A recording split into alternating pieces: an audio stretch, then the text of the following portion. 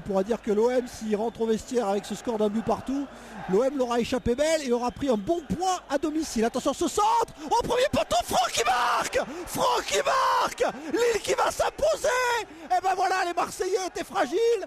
Et sur ce centre venu de la gauche, Fro a jailli, extérieur du pied, le ballon qui va dans le petit filet.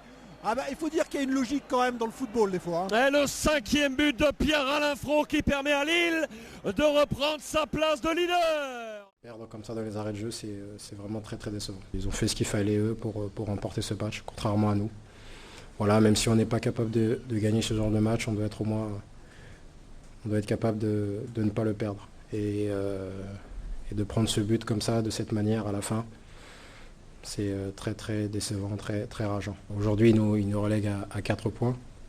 Maintenant, il reste encore énormément de matchs. Ce soir, il y a beaucoup de déceptions, donc voilà, mais il ne faut pas non plus,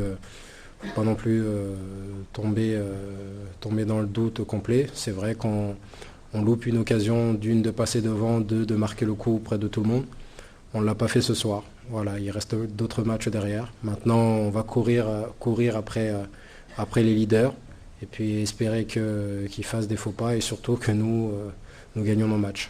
Et c'est fini par cette victoire d'Auxerre, 1-0. Le but de Safni libère cette équipe qui n'avait pas gagné depuis le 13 novembre. Et le Paris Saint-Germain qui réalise la mauvaise opération avec la victoire rennaise, on le rappelle tout à l'heure, les Parisiens qui ne réussissent pas à accrocher le bon wagon.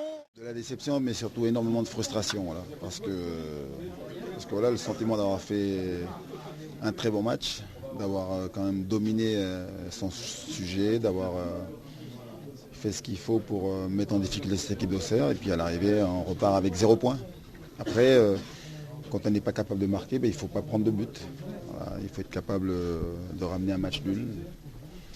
Parce que c'est ce qu'on, j'allais dire, mérité au pire, c'est ça. Un match nul, puis à l'arrivée, tu repars avec une défaite, donc beaucoup de frustration. L'OL s'est imposé sur le score sans appel de 5-0. Les Lyonnais ont marqué 2 fois en première période par Lisandro 14e et Pjanic 18e minute. En seconde période, les Olympiens ont corsé l'addition avec toujours ce diable de Lisandro dans tous les bons coups et auteur de 2 nouveaux buts, d'abord de la tête sur un centre de Delgado, puis à la conclusion d'un contre fulgurant de Gomis, et c'est Bastos qui s'est chargé de clore le score à la dernière seconde. 5-0, l'OL a soigné son goal à virage et revient provisoirement sur le podium.